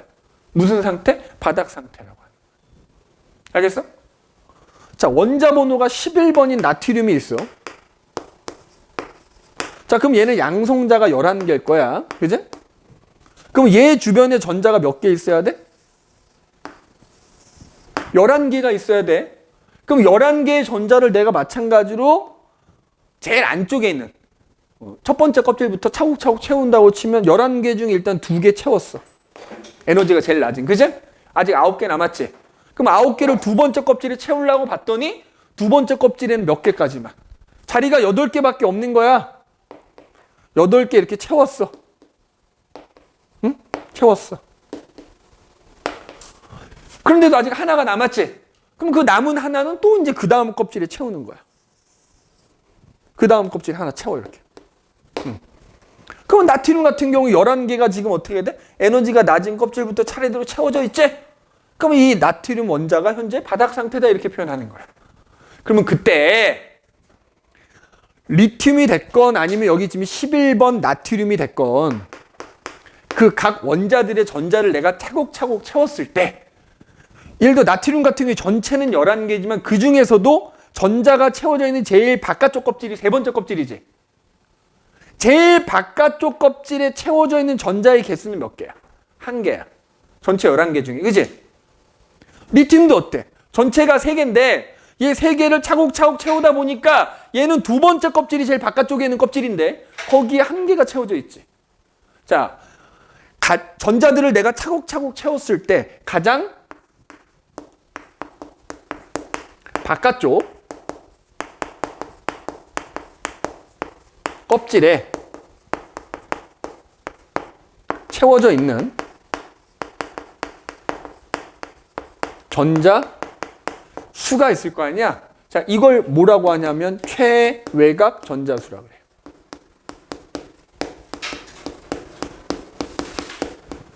뭐라고 한다고? 최외곽 전자수. 지금 아마 여기 선생님 지금 요 얘기하고 있는 거야. 지금 전자 배치 그래갖고 지금 전자 껍질 얘기하고 지금 여기 원자과 전자 얘기하려고 하는 거거든. 한번 봐봐. 최외곽. 그런데 자, 잘 봐. 보통의 경우에 어쨌든 이제 이 상태 에너지적으로는 바닥 상태인데 기본적으로 제일 바깥 껍질이 채워져 있어야 그 원자가 최종적으로 안정한 거야. 그럼 봐봐. 지금 리튬이라는 애는 최외곽 전자가 1개인 거야. 나트륨도 1개인데 그럼 얘는 껍질이 지금 전자가 들어있는 껍질이 2개이기 때문에 이 두 번째 껍질에 8개까지 채워진다 그랬잖아. 8개가 채워져 있어야 얘는 안정한 애가 되는 거야. 그 각각의 껍질이 꽉 차 있어야 안정하단 말이야. 근데 어쨌든 에너지적으로는 안정하지만 화학적으로는 안정하지 않은 거야.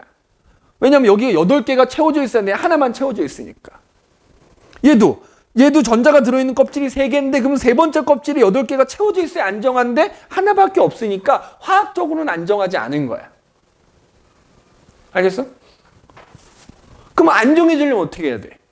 내가 이 전자를 버리든지 이 전자를 활용해서 누구랑 결합을 하든지 하는 거야. 그래서 우리 지금 이 교재에 나오는 원자과 전자라는 것과 최외곽 전자라는 것 차이를 선생님이 얘기하려고 하는 거거든. 자, 각각의 원자들의 가장 바깥쪽에 있는 껍질에 들어있는 전자들 중에서 그치? 내가 뒤에 우리가 배우는 화학결합이나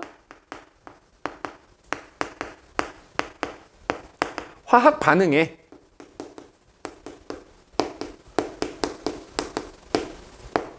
이용할 수 있는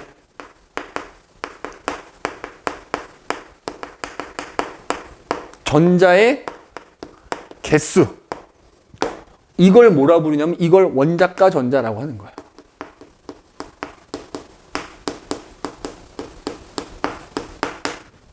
그러니까 약간의 의미가 좀 달라. 근데 아마 너희가 공부할 때는 대체로 이거랑 이거랑 거의 같은 의미로 나오기는 해. 자, 잘 봐봐. 혜린아. 지금 얘는 전자가 들어있는 껍질이 2개지. 그럼 두 번째 껍질이 지금 몇 개 있어, 전자가? 1개지. 그럼 이 리튬이라는 녀석의 최외곽 전자는 몇 개야? 하나야.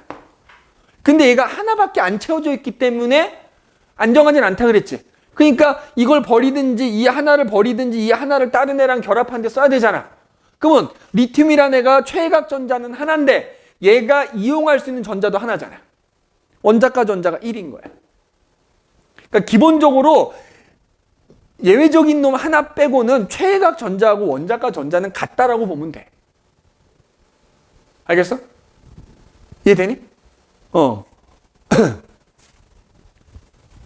자, 그럼 결론은 자, 아까 우리 리튬, 나트륨 둘 다 알칼리 금속이었지. 둘 다 우리가 화학적 성질이 비슷하다 그랬잖아. 자, 얘 최외곽 전자 몇 개야? 하나야. 얘 최외곽 전자 몇 개야? 하나야. 자, 얘 원자과 전자 몇 개야? 하나야. 얘 원자과 전자 몇 개? 하나야. 즉 같은 족에 있는 애들은 원자과 전자 수가 같아. 그래서 화학적 성질이 비슷한 거야. 그러면 선생님, 저는 얘네들의 이 원자과 전자 수를 일일이 다 외우고 있어야 되나요? 자, 이 각 원자과 전자 수가 걔네들의 족 번호라고 생각하면 돼. 알겠어? 써놔, 혜린아. 필기 좀 열심히 해. 지금 교재에 다 없는 내용이잖아. 눈으로만 듣지 마세요. 필기한 것도 검사하는 수가 있어. 자, 족 번호랑 같다. 왜? 우리 아까 알칼리 금속 몇 쪽이었니? 1쪽이었지. 이 1쪽이고 1쪽이잖아. 제 원자과 전자, 최각 전자 몇 개야? 한 개잖아. 근데 우리가 원자 번호 1번부터 20번까지 해당되는 애들은 1족, 2족 다음에 3족부터 12족이 없다 그랬지. 이거 없다 그랬거든? 그래서 1족, 2족, 그 다음에 13족이라 그랬잖아. 그러면 1족에 있는 애들은 원자과 전자가 한 개인 거야. 2족에 있는 애들 원자과 전자 두 개인 겁니다. 그럼 13족은 13개냐? 앞에 1의 자리수 3개인 거야. 3개. 14족은 4개인 거야. 4개.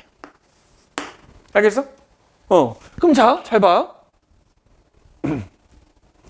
그러면 자, 15족, 16족, 17족, 18족 이렇게 있는데, 그래서 1족에 있는 애들은 자, 원자과 전자수 1개, 2개, 3개, 4개, 요거 5개, 얘 6개, 7개란 말이야. 근데 문제는 얘네들이야. 18족.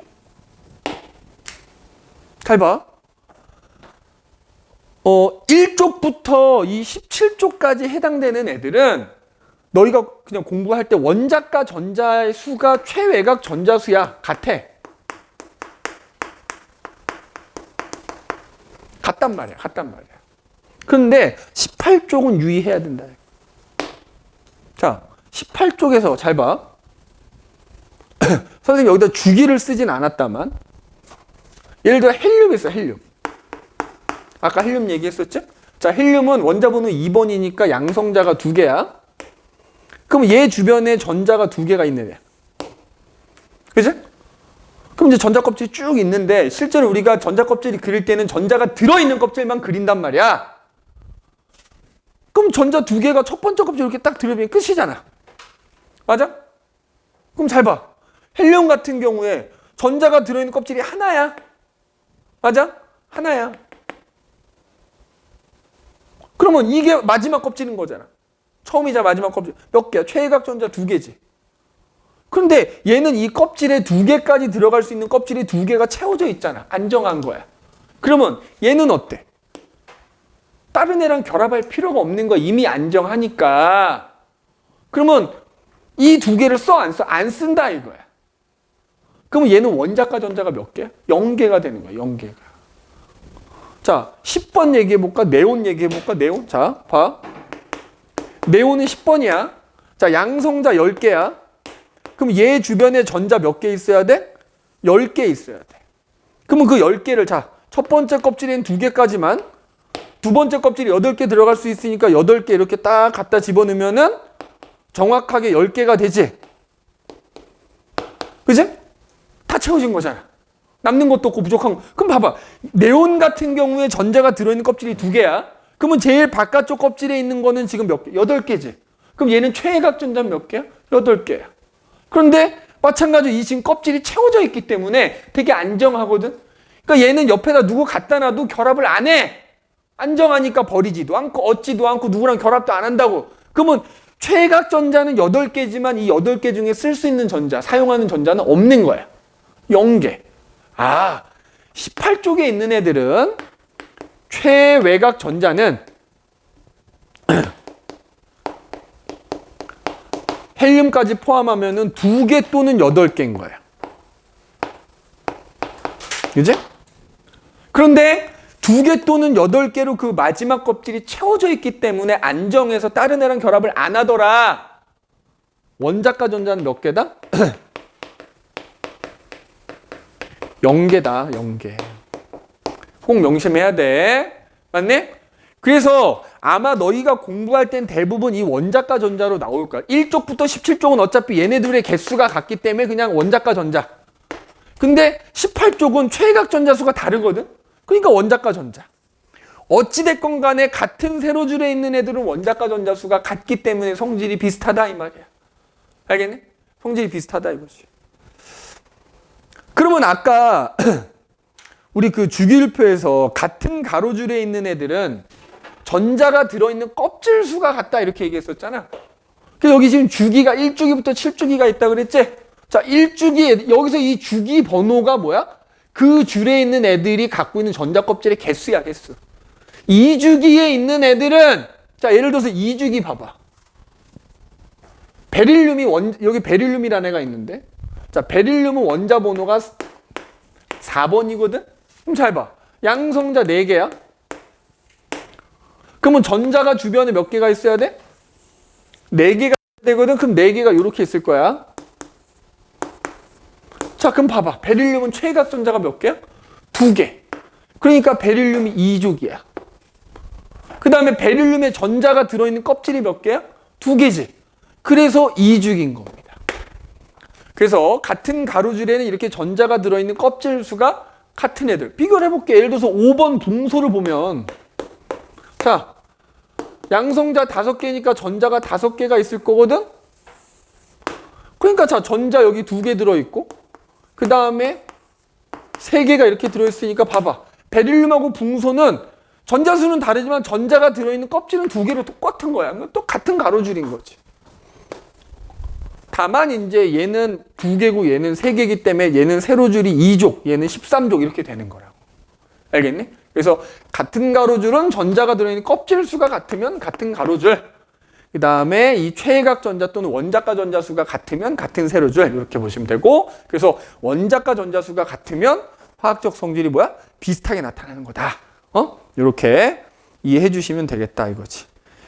그래서 여기 보면 지금 좀 화면상으로는 좀 작게 보일 텐데 여기 보면 그래서 원자 번호로 1번부터 18번까지 해당되는 애들의 그 전자 배치가 지금 이렇게 그림으로 나와 있기 때문에 보면 알아. 그치? 그래서 보면 지금 요 줄에 있는 애들은 전부 전자가 들어있는 껍질 수가 2개라는 게 보여지고요.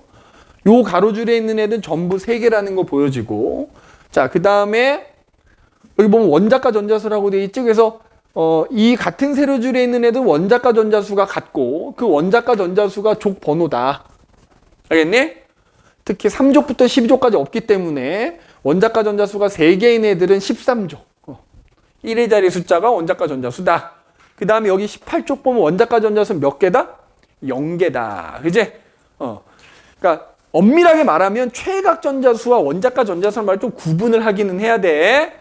다시 얘기하자면 1쪽부터 17쪽까지는 원자과 전자수가 곧 최외각 전자수와 같다. 18쪽은 어떻다? 수는 2개 또는 8개라고 해야 되고 여기 나와 있는 것처럼 원자과 전자수는 빵개다. 그래서 이 2개가 서로 같지가 않다라는 거 기억해 두셔야 됩니다. 자, 그래서 여기 보면 원소들의 주기성이 나타나는 이유 그래가지고 아까 위에 표를 보면 알 수 있듯이 원자 번호 1번부터 20번까지 가면서 원자 번호에 따라서 걔네들의 원자과 전자수를 이렇게 그래프로 표시해 보면 원자과 전자수가 주기적으로 늘었다 줄었다 늘었다 줄었다 하는 걸 볼 수가 있다는 거야. 그래서 주기적으로 원자과 전자수가 같은 애들이 성질이 비슷하니까 주기적으로 성질이 원자 번호를 쭉 따라가다 보면 성질이 비슷한 애들이 주기적으로 나타나게 되는 거다. 결론은 원자과 전자수가 같으면 성질이 화학적 성질이 비슷하다. 다시 한번 얘기하자면 조심해야 될 거는 원자과 전자수가 같아도 물리적 성질은 다르다. 원자량이 다르면 물리적 성질은 다른 겁니다. 알겠네? 꼭 기억을 해 두셔야 돼요. 자, 그 다음에 넘기면 화학결합의 원리 그래서 나오는데 자, 그거 나가기 전에 저기 페이지로 저길 가볼게. 11페이지 가보면 기출문제 따라잡기 그래서 나와 있거든. 요게 기본적으로 서문여고 기출문제야. 자, 선생님이 동덕여고 기출문제는 교재 넣어놓지 못했거든? 그거 선생님이 너 따로 줄 거야. 일단은, 근데 아마 패턴은 비슷합니다. 그러니까 진도, 니네 사용하는 교과서도 동일하고, 그 다음에 진도 나가는 패턴도 비슷하기 때문에 어차피 유사하거든? 자, 그래서 일단 표시를 한번 해봐. 표시를 한번 해봅시다. 이 문제를 지금 다 풀 수 있는 게 아니기 때문에 표시 한번, 자, 표시해. 4번. 표시해봐. 선생님 표시하라는 문제 표시하세요. 4번. 4번 푸시고 5번. 자, 6번. 그 다음에 7번. 자, 그 다음에 8번. 그 다음에 9번. 그 다음에 10번. 그 다음에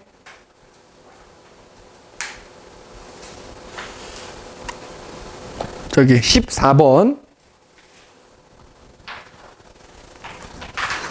그 다음에 16번. 17번. 18번. 20번.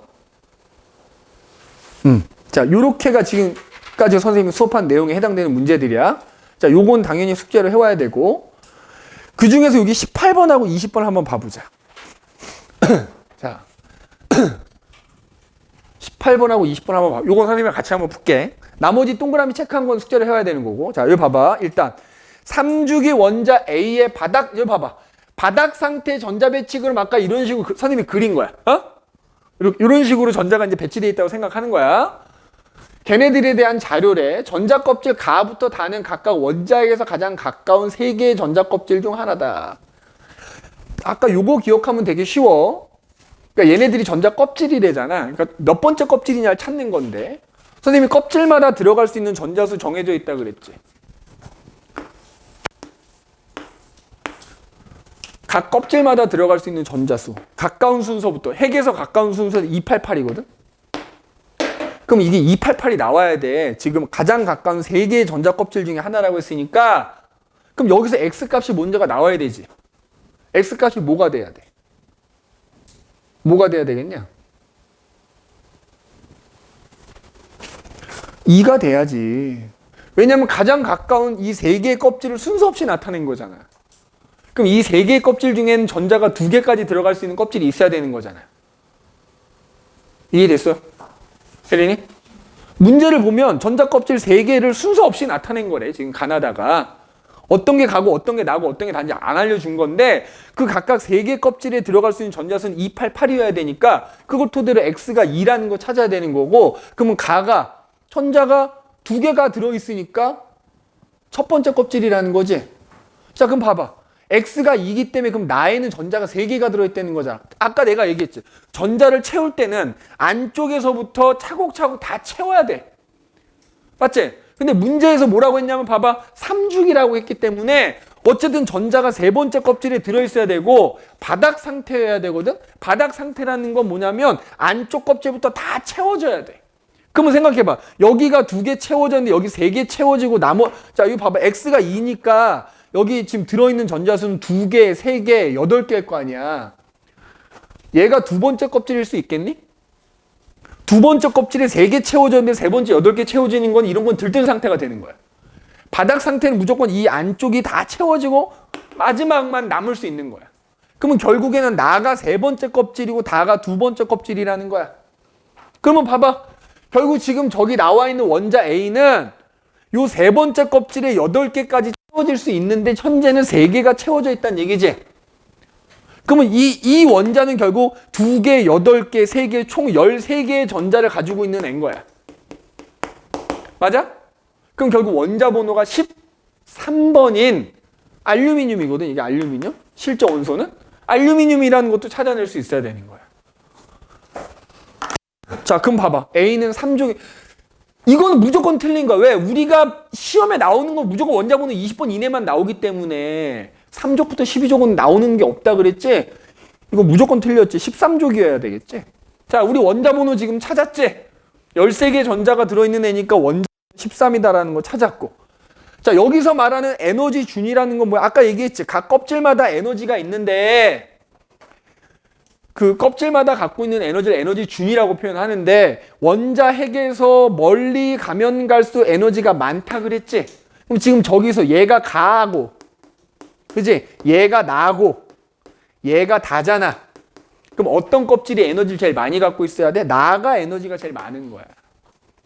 그지? 그럼 나하고 다를 비교하면 나가 다보다 에너지가 더 많아야 된다. 지금 그런 얘기야. 그러니까 디귿 어때야 돼? 맞는 말이 돼야 되는 거야. 알겠니? 그래서 정답은 이제 뭐 4번이 되겠고요. 자, 20번 한번 가보자. 원소 A부터 D가 안정한 이온. 자, 우리는 이제 뭐 이온결합 배우기도 했으니까. 아까도 얘기했지만 리튬 갖고 또 예를 들어줄게. 리튬 3개잖아. 그럼 얘는 이제 바닥 상태일 때 전자가 3개가 이렇게 들어있을 거거든? 근데 두 번째 껍질이 지금 채워져 있지 않기 때문에 얘는 화학적으로는 불안정하다 그랬지? 그러니까 리튬은 요거 하나를 어때야 돼? 다른 놈이랑 결합하는 데 사용을 하든지. 자, 얘를 만약에 버려버리면 어떻게 되느냐? 이 껍질이 없어지지. 전자가 들어있는 껍질이. 그러면 전자 껍질은 하나만 남는데 하나는 채워져 있지. 그럼 안정해지는 거야. 그러면은 이 리튬이라는 애는 전자를 하나 버렸더니 안정해지긴 했는데, 자, 원자 핵은 플러스 3인데 전자는 2개만 남아있으니까 이 전체는 플러스 1만큼의 전기를 띠게 되는 거지. 이게 양이온이야. 그럼 우리가 원자 번호 1번부터 20번까지만 봤을 때는 니네 아까 금속 원소 같은 경우에는 이제 보통 족으로는 1, 2족. 얘네들은 금속이야. 근데 얘네들은 그럼 최외각 전자가 1개, 2개니까. 자, 리튬이 하나를 버린 이유는 뭐냐면 얘가 안정해지려면 2가지 방법이 있어. 전자를 7개를 얻어와서 채우던지 이거 하나를 버려버리는 거지. 근데 버려버리는 게 더 낫잖아. 7개 채우는 것보다. 그래서 버리는 거거든. 그래서 우리가 이른바 양이온이라고 부르는 애들은 대체로 원자가 전자가 1개, 2개 내지는 3개이기 때문에 얘네들은 버려. 1족인 애들은 하나를 버려. 여기서 이제 플러스가 되는 거고 2족에 있는 애들은 2개를 버려서 뭐 2 플러스 이렇게 되는 거야. 13족인 애는 3개니까 5개 얻는 것보다는 3개 버리는 게 낫거든. 3개 버려. 3 플러스가 되는 거야. 그럼에도 불구하고 이 원자 핵에 들어있는 양성자 개수는 절대 변하지 않아. 그럼 봐봐. 얘네들이 다 이온이 됐을 때래. 자, 양성자 수는 이온이 되든 안 되든 절대 변하지 않지. 그러면 양성자 개수가 1번이면 뭐야? 이거 원래 수소였단 얘기지. 수소. 원자 번호잖아 이게. 원자 번호란 말이야. 그럼 얘는 8번이니까 누구다? 산소. 얘는 나트륨. 얘는 뭐야? 염소. 이렇게 되는 거죠. 그럼 얘네가 원래 원자일 때는 전자도 몇 개? 하나였다고. 근데 지금 A는 그 전자 하나를 없어진 거야. 버린 거지. 그럼 봐봐. 이렇게 보면 돼. 전자 하나가 마이너스 1이고 양성자 하나가 플러스 1이라 그랬잖아. 그럼 얘는 지금 플러스 1인데 전자가 없으니까 0이잖아. 합치면 전체적으로 플러스 1만큼 양이온이 된 거야. B는 양성자 8개여서 플러스 8인데 얘는 전자 2개를 얻었네 지금 보니까. 그지? 원래 88이어야 되는데. 그럼 마이너스 10이니까 합치면 얼마야? 2 마이너스 음이온이다 이렇게 되는 거야. 음이온. 얘는 양이온이고. 그럼 얘도 이제 플러스. 얘 마이너스 이렇게 따질 수 있겠지. 맞아? 요거는 사실 우리 아직 그 이온결합, 공유결합 배우지 않았기 때문에 답은 하지 않을게. 요거 안 풀어도 되겠다. 그냥 요런 식으로 어떤 원소가 갖고 있는 양성자수와 전자수, 중성자수에 대해서 문제 물어볼 수 있어. 여기서는 지금 뭐 이온결합이니 뭐 이런 거 나왔기 때문에 내가 지금 답은 찾지 않아. 우리 아직 안 배운 내용이라 그냥 넘어가는데 요 표를 보란 얘기야, 표. 알겠니?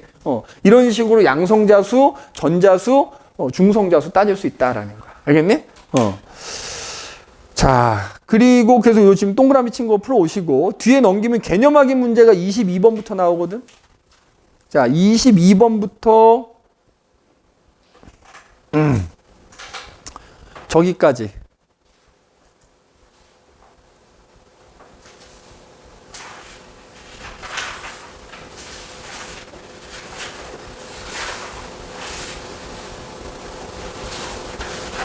(39번까지)